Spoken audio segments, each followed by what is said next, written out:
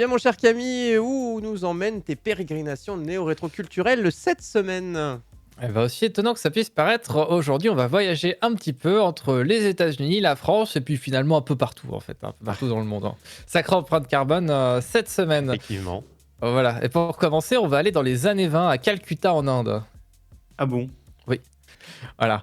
À l'époque, le consul en France là-bas, il s'appelle Maurice Garraud-Dombal et au cours des 5 années qu'il va passer là-bas, il va se marier avec une femme qui s'appelle Germaine Alice Massé, qu'on connaîtra un peu plus tard sous son nom, d'intellectuel, Mana Garraud-Dombal. OK. Donc Mais qui du coup était pas indienne, c'était une française c'est une Française, oui, mais en qui Inde. prendra le nom, qui prendra un nom indien un peu par la suite. Donc écrivaine et poète, rien que ça, elle va s'initier à la culture indienne et elle va traduire pardon, plusieurs œuvres locales en français. Une des premières d'ailleurs à traduire de l'indien vers du français, pour ça. Si par la suite elle se raccrochera plutôt à la science-fiction, elle gravite autour de nombreux artistes en vogue à l'époque dans les milieux intellectuels et artistiques.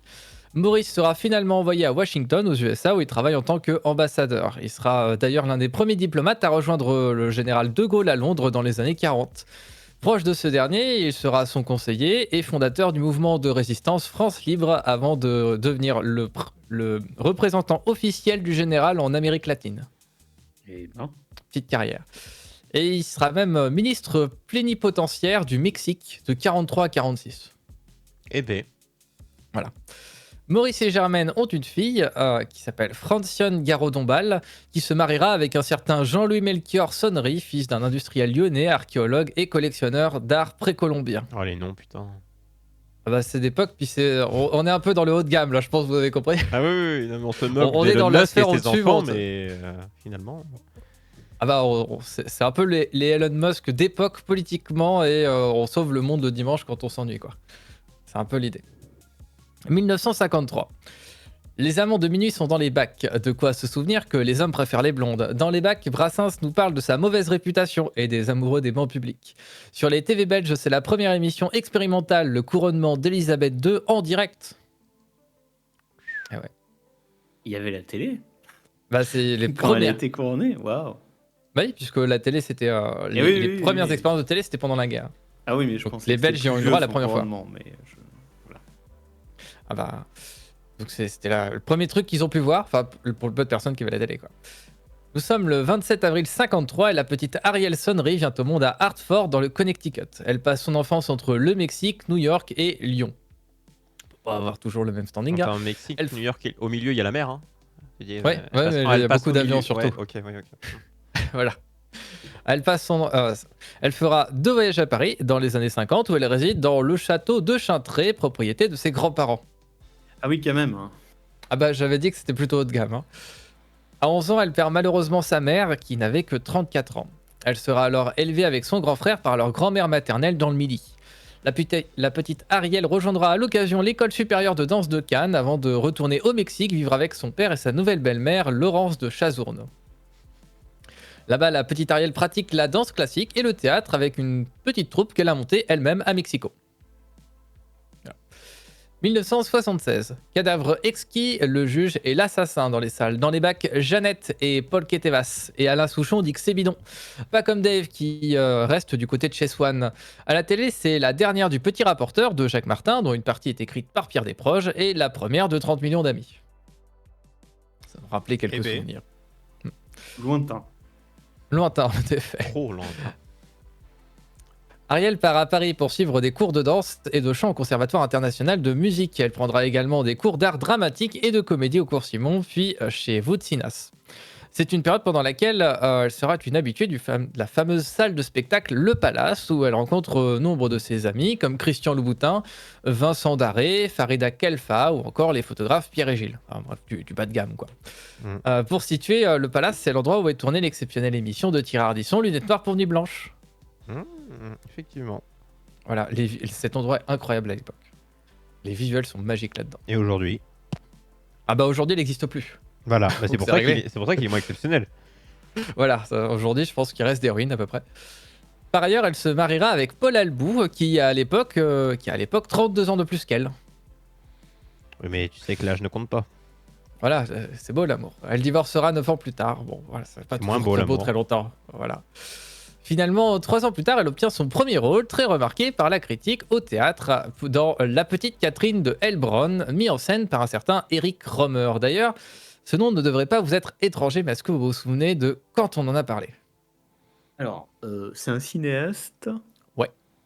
On en a parlé il n'y a pas longtemps, mais Il n'y a non, pas je sais, longtemps. je sais pas te dire. Hello? Très bien. Alors là, tu sais que ma mémoire, elle est aussi grande que rien du On en tout. a parlé il y a 2 semaines. Attends, redis-moi le nom. Eric Rohmer. Eric Rohmer. Voilà. Non, je vois pas. Scatman, au moment de Scatman. Non, Ah non. c'est pas ça il y a 2 semaines. Je sais pas. I'm a Ah non, Scatman. t'en as raté un. Alors, on est en 79 et Ariel partage la caméra avec le jeune Fabrice Lucchini Ah, dans Perceval le Gallois. effectivement. Voilà, dont on a vu un petit extrait la dernière fois. Donc, qui était mis en scène et réalisé par Eric Rohmer. Elle jouera également dans Tess de Roman Polanski, fraîchement arrivé en France pour fuir la justice. Voilà, qui finira quand même par le rattraper. C'est encore autre chose. À partir de là, sa carrière cinématographique se lance avec un nouveau rôle en 80 dans Le Beau Mariage, ainsi que dans un film érotique franco-japonais, Les Fruits de la Passion. elle a joué dans des films érotiques. Alors, on a joué dans un. D'accord. Donc, Et après, elle a celui-ci, arrêté. Bah après, elle a plus besoin surtout. On Oui. lui propose moins, je sais pas. Peut-être. Faudra lui demander la Ah question. bah Faudra lui aujourd'hui, poser la question. j'ai regardé, elle a quoi? Oui, elle a. Voilà. Et tu vois, j'ai été voir Quelques vite fait années, son âge. Parce que. Voilà. 71 ans. Ouais. Voilà. Et j'ai fait, ah ouais, en vrai, Mais on dirait pas, hein. elle les fait pas quand on les voit quand on la voit sur les plateaux. Ouais. Alors je sais pas si c'est une bonne réponse de tu les fais pas. Ça veut peut-être dire Oh. des trucs. Oh, oui et non, en fait. Enfin, c'est un mélange de plein de choses. Ah bah, Il faudra j'imagine. toutefois attendre l'année 1982 pour qu'elle touche le grand public avec son rôle dans le film à succès Pauline à la plage. Faut la voir déjà celle-là. Pauline à la plage, c'est peut-être Martine pas le Marché, film le plus Pauline à la connu. Hein. plage. Non, là, vraiment. Mais à l'époque, c'était connu en tout cas. C'est pas non plus le plus grand film de l'histoire, mais ça a marché.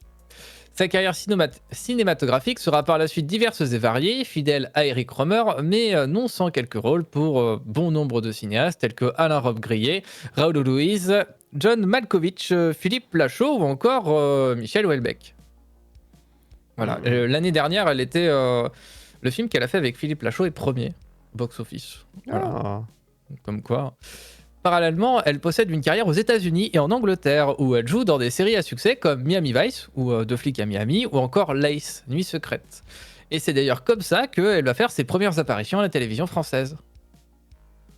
Parce que du coup, elle est bilingue, puisqu'elle a, a grandi à New York. Elle a grandi en partie au Mexique et en partie aux États-Unis. Non mais elle fait comme Nelson Montfort hein, quand elle fait des phrases, elle fait un mix. Voilà. Ah c'est vraiment Donc, il y a 3 langues en incroyable, même temps, incredible. Voilà, elle a l'espagnol, l'anglais et le français courant. Donc, du coup, elle tournait déjà dans des séries et elle est apparue dans des séries américaines en France avant d'être finalement apparue en France à la télé, quoi. Comme personne. Ce qui est assez fou en fait. C'est vrai. Finalement, le grand public la connaîtra surtout pour quelques comédies populaires, dont Un Indien dans la ville en 1994 ou c'est Astérix et vrai. Obélix contre César en 99. C'est vrai qu'elle joue là-dedans, j'avais zappé. Voilà, Bon, c'est essentiellement pour ça que les gens la connaissent malheureusement. Ouais, alors quand elle passe sur les plateaux télé, mais en tout cas au cinéma, Oui, oui. voilà, mais au cinéma, oui, alors c'est pas forcément ses meilleurs rôles pour le coup. Hein. Non. Bon, Nathan dans la ville, après je m'en souviens pas, mais le film était bien. Après, elle, son rôle là-dedans, c'est autre chose. C'est pas sa meilleure interprétation, mais ça passe. Enfin, globalement, il y a pire. À la suite de son mariage en 1996 avec le philosophe, écrivain, cinéaste, homme d'affaires et chroniqueur Bernard-Henri Lévy, et c'est long le CV, J'ai hein, cru que t'allais jamais en parler. bah si, quand même, celui-ci lui offre le rôle principal de son premier film, Le jour et la nuit, un échec commercial et artistique qui sera qualifié par Chabrol de film le plus con de l'année. Voilà. Mais elle était bien dedans. Juste le film était nul, mais pas elle. Ça va. Ah, je sais pas, il vaut mieux un bon film où t'es mauvais ou un mauvais film où t'es. En tant qu'acteur, il vaut mieux un mauvais film dans lequel t'es bon. Mais en tant que réalisateur, il vaut mieux que ce soit des acteurs qui soient à chier. Oui. Voilà. Et, bon, après. Hein. C'est la vie. Hein. Mais si son activité d'actrice n'est un secret pour personne, on la connaît moins sous son rôle de réalisatrice. oui, en effet. Voilà, c'est ainsi qu'elle tiendra ce rôle dans Chassé croisé en 1982, qui sera acclamé par la critique, faute de succès commercial, Les Pyramides Bleues en 88, ou encore le court-métrage érotique pour Canal+ en 2008, qui s'appelle Le Bijou Indiscret. Voilà. En 2009, elle sort un projet assez unique qui s'appelle La Traversée du Désir. Et non, c'était pas un truc érotique. Équipé C'est pas un d'une résumé de sa caméra... carrière? Non, c'est pas ça. Non, non plus. Mais le concept en vrai est chouette. Équipée d'une caméra, elle va aller voir des personnalités entre 2001 et 2009 pour leur poser cette question: quel a été votre premier désir? Et on peut trouver parmi les personnes interrogées Nicolas Sarkozy, Karl Lagerfeld, Jacques Chirac, Thierry Ardisson, Jean Dujardin, Lenny Kravitz ou même John Malkovich. Oh, bah, il y a du beau peuple. Enfin, Il y a du beau monde, ouais. Un documentaire évidemment sans grand succès commercial, mais qui sera quand même diffusé par la suite sur Arte. Comme quoi. Ariel continue son travail de réalisation dans Opium en 2013 et dans Alien Crystal Palace en 2018, un film psychédélique à la photographie très intéressante qualifié par Ariel de tragédie musicale. Voilà, et en vrai, la bande-annonce, j'ai jamais entendu parler de ce film, mais la bande-annonce, en vrai, elle vend du rêve. Il y a du taf, la réal a l'air quand même assez folle. Voilà. Ce n'est pas parce qu'elle travaille beaucoup au cinéma qu'elle laisse le théâtre de côté. En effet, elle sera très présente sur les planches dans les années 80 et retournera dans les années 2000. Reconnue pour son talent dans le milieu, elle jouera même dans Folle Amanda, qui sera diffusée en direct sur TF1 en janvier 2017. Ce qui est quand même pas courant pour une pièce de théâtre. Jérôme Savary dira d'ailleurs: cette fille fait tout, elle chante, elle danse, elle n'hésite pas à se mettre en danger, c'est une vraie comédienne. Elle joue d'ailleurs également la comédie pour la télévision française, où elle sera dans quelques téléfilms, dont Les Frangines, l'un des plus grands succès télévisuels de 2005. Je crois que c'était sur TF1, il me semble. J'ai un petit trou de mémoire. On peut évidemment la voir dans bon nombre d'émissions, dont Danse avec les stars en 2017, ou encore la captation de l'émission de radio Les Grosses Têtes de Laurent Ruquier sur RTL. C'est vraiment l'endroit où on la connaît le plus. Hein. C'est vrai que maintenant, c'est là-bas qu'on la voit. Voilà, c'est quand même plus souvent à cet endroit-là qu'on la croise. Hein. Transition naturelle vers un second secteur pour lequel on la connaît moins, la musique. En effet, elle se retrouve à interpréter des airs en tout genre dès 1978 avec les chansons médiévales de Perceval le Gallois. Moins de 10 ans plus tard, elle sortira son premier 45 tours en duo avec Octavian Noyes, La Cantate 78 de Jean-Sébastien Bach. On reste dans le classique. Se définissant comme une soprano dramatique, elle sortira quelques singles, généralement liés à des pubs ou à des films au cours des années 80. À partir des années 2000, elle décide de se consacrer à nouveau à cette passion en sortant environ un album tous les 2 ans. Entre pop et lyrisme, les compositions sont originales, mais les prestations vocales sont à la hauteur de l'ambition. Elle se permet de temps à autre quelques petits rappels au jazz d'un goût certain entre style américain et parisien. Et généralement, dans cet exercice-là, elle est vraiment excellente. Un style qu'elle maîtrise d'ailleurs beaucoup mieux que la pop, finalement, dont le rendu final est souvent un peu cheap. Pour le coup, elle y est pour rien, elle, c'est terrible. Quoi qu'il en soit, en 5 albums, c'est 4 disques d'or et un double disque de platine. C'est pas mal. Ce qui est quand même vachement bien, hein. Il n'y en a pas beaucoup qui peuvent faire ça. Hein. Par la suite, elle retrouvera ses racines plus classiques, quitte à prendre une tournure plus sacrée et à dériver vers la trance ou tout simplement retourner vers le jazz. Au cours des mois précédant le Covid, elle travaille à un retour un peu plus folk avec Nicolas Kerr et pour le coup, le résultat est franchement plutôt bon. Et enfin, son dernier album, plutôt axé sur un mélange de synthwave et de lyrisme, est sorti il y a à peine un mois. Et si la majorité de l'album est plutôt réussie, faut bien dire que le single est probablement la chanson la moins appréciable, et ça s'appelle Barbiconic. C'est le titre de la chanson. Voilà, vous pouvez aller voir le. Ouais, enfin un gros mélange un petit peu électro synthwave lyrique. C'est un très voilà. Électro synthwave, reggae, pop, compliqué. Ouais. En fait non, c'est la majorité de l'album est bien, sauf le single. Sauf le titre principal du. Voilà, c'est ça. Mais vraiment le reste est chouette. Hein. Mais juste ça, je sais pas ce qu'il leur a pris. Vraiment, c'est la chanson la moins bien. C'est quand même tout bon. À part évidemment pour l'image, mais on en reparlera. Ariel Dombal, qu'on l'aime ou pas, c'est une icône française inévitable finalement. Cette fameuse image de Barbie avec laquelle elle joue volontairement lui a ouvert des portes vers le milieu artistique que ni son milieu ni l'influence de ses grands-parents n'auraient pu lui offrir. Au milieu de toutes les actrices, chanteuses, réalisatrices ou même productrices, elle est unique, entière, parfois too much, mais toujours elle-même. Une ombre toutefois vient glitcher le tableau, presque trop parfait de la blonde platine iconique, la société de production AD Céleste qu'elle ouvre en 2010. Pour une raison qu'elle n'expliquera jamais, la date de naissance donnée par sa société ne correspond pas. Selon le statut de l'entreprise, elle serait née en 58 à Norwich, en Angleterre. Simple coup marketing de ses premières années, une façon de déterminer les limites d'âge pour travailler à l'époque. Quoi qu'il en soit, celui qui, si jamais ça lui jouera quelques tours, finalement, c'est le seul et unique sujet sur lequel elle refuse totalement de s'exprimer.